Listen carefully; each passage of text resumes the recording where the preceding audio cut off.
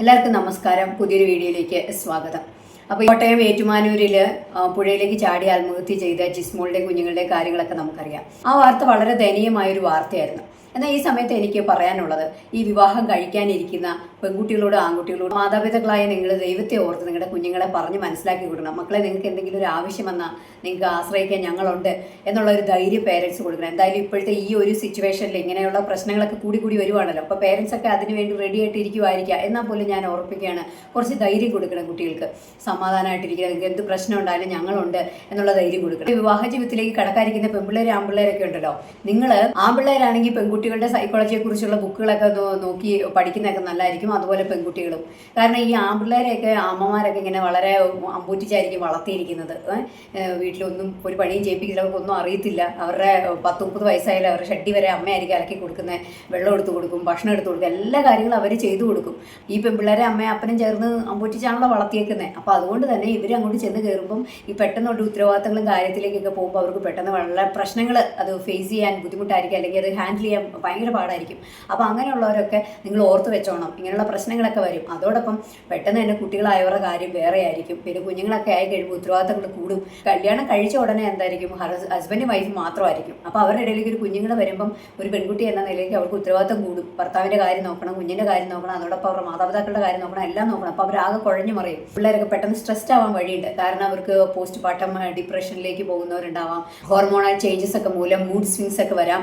അങ്ങനെയുള്ള കാര്യങ്ങളൊക്കെ പെൺകുട്ടികൾ ഫേസ് ചെയ്യുന്ന കാര്യങ്ങളാണ്. അതൊക്കെ ആൺപിള്ളേരൊക്കെ ഒന്ന് അറിഞ്ഞു വെച്ചാൽ കൊള്ളായിരിക്കും. ഇപ്പോൾ ഷൈനി ചേച്ചിയും കുഞ്ഞുങ്ങളും മരിച്ചു, അതും അവരുടെ ഭർത്തൃ വീട്ടിൽ പീഡനം ഉണ്ടായിരുന്നു. ഇപ്പോൾ ജിസ്മോളും കുഞ്ഞുങ്ങളും മരിച്ചത് അതും ഭർത്തൃ വീട്ടിലെ പീഡനം കൊണ്ടാണ്. ഇത് രണ്ടുമല്ല, ഇത് രണ്ടും ഏറ്റവും കൂടുതൽ നമ്മളെ വിഷമം ഉണ്ടാക്കിയത് കൊണ്ടാണ് നമ്മൾ കൂടുതൽ ചർച്ച ചെയ്യുന്നത്. എന്നാൽ അതിനു മുമ്പോ ഇതുപോലുള്ള മരണങ്ങൾ നടന്നിരുന്നു ഓൾറെഡി. ഭർത്തൃ വീട്ടിലെ പീഡനം മൂലം ഈ ജിസ്മോൾ ആത്മഹത്യ ചെയ്ത കേസുമായി ബന്ധപ്പെട്ട് ഞാൻ വീഡിയോ ചെയ്തപ്പോൾ കുറച്ച് പേര് വന്നിട്ട് പറഞ്ഞു ആ കേസൊക്കെ ഇങ്ങനെ തേഞ്ഞു മാഞ്ഞു പോകും എന്ന തരത്തിലൊക്കെ കമന്റ് ഒക്കെ ഇട്ടു. അത് ഷൈനി ചേച്ചിയുടെ കേസിൽ നമ്മൾ കണ്ടതാണല്ലോ. പ്രതികളൊക്കെ അങ്ങ് സുഖലോലുപരായിട്ട് അങ്ങ് കഴിയുവാണ്. സൈക്കോളജിസ്റ്റ് എന്ന് പറഞ്ഞ ഒരു ഐഡിയയിൽ നിന്ന് എനിക്കൊരു കമന്റ് വന്നത്. ആ കമന്റ് ഇങ്ങനെയാണ്: ജിസ്മോളും കുഞ്ഞുങ്ങളും വെള്ളം കുടിച്ചു മരിച്ചതാണെന്ന് സ്ഥിരീകരിച്ചു. ആമാശയത്തിലും ശ്വാസകോശത്തിലും പുഴയിലെ വെള്ളമുണ്ടായിരുന്നു. എല്ലിലെ മജ്ജയിലും പുഴയിലെ വെള്ളം കണ്ടെത്തി എന്ന് പറഞ്ഞിട്ടാണ് ഈ സൈക്കോളജിസ്റ്റ് എന്ന് പറഞ്ഞ ആൾ എനിക്ക് കമൻറ്റ് ചെയ്തിരിക്കുന്നത്. ഇത് റിപ്പോർട്ട് കണ്ടിട്ടാണോ എന്താ അയാൾ പറഞ്ഞതെന്ന് എനിക്ക് മനസ്സിലായില്ല. ഇനി അഥവാ ഞാൻ ഈ ജിസ്മോളെ കുറിച്ച് വീഡിയോ ഇടുന്നുകൊണ്ട് നിങ്ങൾ ഇടേണ്ട കാര്യമൊന്നുമില്ല, അതിൽ സംശയിക്കേണ്ടതായിട്ടൊന്നുമില്ല. പുഴയിലെ വെള്ളം അവരുടെ അകത്തുനിന്ന് കണ്ടെത്തി എന്ന തരത്തിലാണോ പറയുന്നത് എന്നാണോ വിചാരിക്കുന്നതെന്ന് അറിയത്തില്ല. എന്നിരുന്നാലും എനിക്ക് ചോദിക്കാൻ അപ്പോഴും ചോദ്യങ്ങളുണ്ട്. കാരണം ജിസ്മോളുടെ പുറത്ത് ഒരു പൊട്ടലുണ്ട്, അതോടൊപ്പം തൊടയിൽ ഒരു പൊള്ളിയ പാടുണ്ട്. ഇതൊക്കെ എവിടുന്ന് വന്നു നമ്മൾ ചിന്തിക്കേണ്ടേ? ഇതൊക്കെ എവിടുന്ന് വന്നു? ഇനി ജിസ്മോൾ സ്വയം തീ കൊളുത്തി മരിക്കാൻ ആഗ്രഹിച്ചെങ്കിൽ ഒരു സൈഡ് മാത്രം ഇച്ചിരി പൊള്ളിക്കുമോ? എന്നാൽ അതിനുള്ള പ്രതിവിധികളൊന്നും ചെയ്യാതെ ചുമ്മാ ഡ്രസ്സിൽ തീ കൊളുത്തുവോ? സ്വയം അടിച്ചു പൊട്ടിക്കുമോ പുറം? മരിക്കാൻ പോകുന്ന ആൾ അതൊക്കെ ചെയ്തുകൊണ്ടിരിക്കുവാണോ? എന്താണ് നിങ്ങൾ പറഞ്ഞതെന്ന് എനിക്ക് മനസ്സിലായില്ല. ഇനി അവരെ സപ്പോർട്ട് ചെയ്തിട്ടാണോ, നിങ്ങളിനി കൂടുതൽ വാർത്തകളൊന്നും ഇടണ്ടെന്നുള്ള രീതിയിലാണോ പറഞ്ഞതെന്ന് എനിക്ക് അറിയത്തില്ല. അപ്പോഴും എനിക്ക് ചോദ്യങ്ങളുണ്ട്. ഇപ്പോൾ ഈ പൊട്ടലും ഈ പൊള്ളലും എവിടെ നിന്ന് വന്നു? നമ്മുടെ നാട്ടിൽ കുറ്റം ചെയ്യുന്നത് പോലെ തന്നെയാണ് കുറ്റം ചെയ്യുന്നവരെ സംരക്ഷിക്കുന്നത്. അത് നമുക്ക് നന്നായിട്ട് അറിയാം. അപ്പോൾ എന്ന് പറയുന്നത് പോലെ തന്നെ ഈ ആത്മഹത്യ ചെയ്യുന്നത് കുറ്റകരമാണ് ഇന്ത്യൻ നിയമപ്രകാരം. അങ്ങനെയാണ് ഈ ആത്മഹത്യയിലേക്ക് തള്ളിവിടുന്ന ഒരു കുറ്റക്കാരല്ലേ ഈ പെൺകുട്ടി.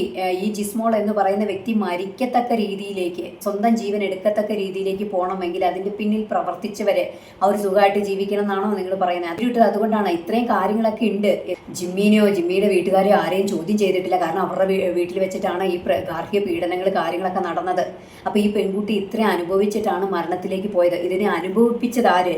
ഈ മരണം തിരഞ്ഞെടുക്കാൻ വേണ്ടിയിട്ട് ഇതിനെ പ്രേരിപ്പിച്ചതാര്? അതിൻ്റെ പിന്നിൽ കുറച്ച് കാര്യങ്ങളുണ്ടല്ലോ.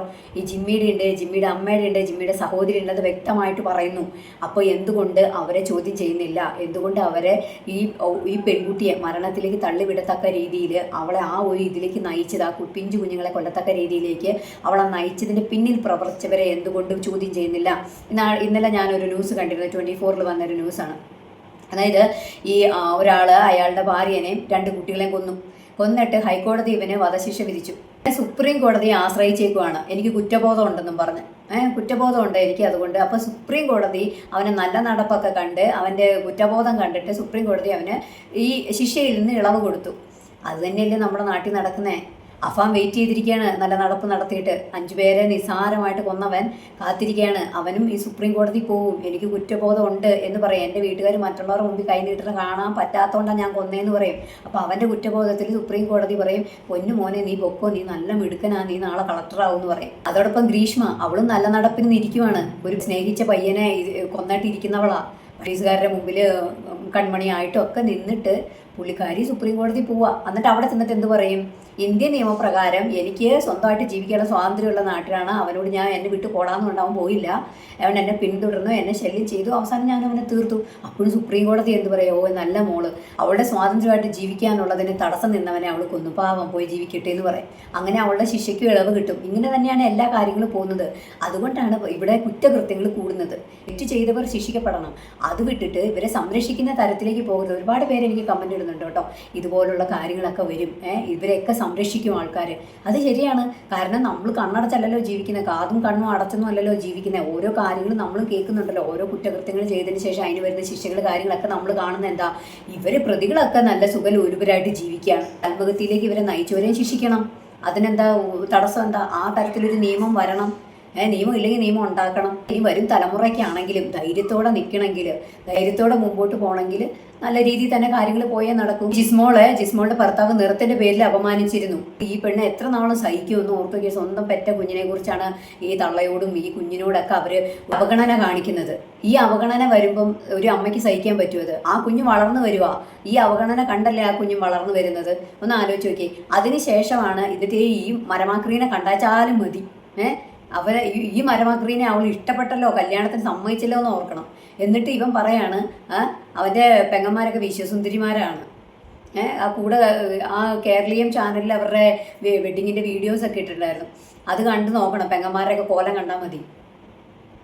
നിങ്ങളാണ് ആ പെണ്ണിന് സൗന്ദര്യം. അതിനെ കണ്ടാൽ എന്താ ഐശ്വര്യമുണ്ട്. അതിന് മുഖത്തേക്ക് നോക്കി കഴിഞ്ഞാൽ അതിൻ്റെ പകുതി ഉണ്ടോ നിങ്ങൾ? എന്നിട്ട് നിങ്ങൾ അതിനെ കുറ്റം പറയുകയാണ്. നമുക്ക് കളറ് കുറവാ, സൗന്ദര്യം നിങ്ങൾ സൗന്ദര്യത്തിന് എന്താണ് ഡെഫിനേഷൻ വെച്ചിരിക്കുന്നത്? വെളുത്തിരുന്ന ആളാണോ സൗന്ദര്യം? അതാണോ നിങ്ങൾ കണ്ടേക്കണേ? കുറച്ച് ഒരു തൊലി വെളുത്തിരുന്ന അതാണ് സൗന്ദര്യം എന്നാണോ നിങ്ങൾ മനസ്സിലാക്കി വെച്ചിരിക്കുന്നത്? ഈ ജിമ്മി എന്താണ് വിചാരിച്ചത്? ജിമ്മിയുടെ തള്ളയുടെ കളർ എന്താ? ജിമ്മിയുടെ പെങ്ങന്മാരുടെ കളർ എന്താ? ജിമ്മി കണ്ണാടി നോക്കിയിട്ടുണ്ടോ എന്തെങ്കിലും? സ്വന്തം കണ്ണാടിയിലൊന്ന് നോക്ക്. തൻ്റെ സ്വന്തം കളർ എന്താണെന്ന് ആലോചിക്കുക. തൻ്റെ മുഖത്ത് എങ്ങനെ ഇരിക്കണേന്ന് ഓർക്ക്. എന്നിട്ട് നിങ്ങൾ സ്വന്തം ഭാര്യയെ കുറ്റപ്പെടുത്തുക. എന്ന് താൻ ജനിപ്പിച്ച കുഞ്ഞിനെ പോലും താൻ ഇതുപോലെയാണ് പറഞ്ഞത്. അടക്കാൻ നേരത്ത് അവൻ്റെ ഒരു പൂക്കണ്ണീരും അയ്യോ മോളെ കൊച്ചേന്നും പറഞ്ഞുകൊണ്ടുള്ള അവൻ്റെ കരച്ചിലും ബഹളം അടിച്ചു പൊട്ടിക്കണവനെയൊക്കെ. നീ സ്വയം കണ്ണാടി നോക്കിയതിന് ശേഷം വേണമായിരുന്നു നിൻ്റെ ഭാര്യയെ ജഡ്ജ് ചെയ്യാൻ പോകാനായിട്ട്. നിനക്ക് എന്ത് സൗന്ദര്യം ഉണ്ടെന്നാ നീ പറയണേ? നീ ആര് ബ്രാൻഡ് പിറ്റോ അതോ ഹൃതിക് റോഷനോ കുഞ്ചക്ക ബോബനോ? നീ ഇതിലൊന്നും പെടുന്ന ഒരു ആളെ അല്ലല്ലോ നീ. എന്നിട്ട് നീ ആ പെണ്ണിനെ അതിനെ കാണാൻ എന്ത് ഭംഗിയാണ്, എത്ര സ്മാർട്ടായിട്ടുള്ളൊരു പെൺകുട്ടി. അതിനെ ഇല്ലാണ്ടാക്കി കഴിഞ്ഞപ്പോൾ നിങ്ങൾക്കൊക്കെ സമാധാനമായി. ജിസ്മോളെയും കുഞ്ഞുങ്ങളെയും മരണത്തിലേക്ക് നയിച്ചവരെന്തായാലും നിയമത്തിൻ്റെ മുമ്പിൽ വരണം. അവർക്കും ശിക്ഷ വാങ്ങിച്ചു കൊടുക്കണം. അവർക്കും ഇതുപോലെ തന്നെ സെയിം ശിക്ഷ കൊടുക്കണം. ഈ കൊലപാതക കുറ്റം തന്നെ അവരുടെ മേൽ ചുമത്തണം. ഈ മരണത്തിലേക്ക് പ്രേരിപ്പിക്കുന്നവരെയൊക്കെ, ഈ ഗാർഹിക പീഡനം ചെയ്യുന്നവരെയൊക്കെ ഇതുപോലെ കൊലപാതക കുറ്റം തന്നെ കൊടുക്കണം. നിങ്ങളുടെ അഭിപ്രായങ്ങളും നിർദ്ദേശങ്ങളും കമൻറ്റ് രൂപേണ അറിയിക്കും. മറ്റൊരു വീഡിയോയിലൂടെ കാണാം. ബൈ.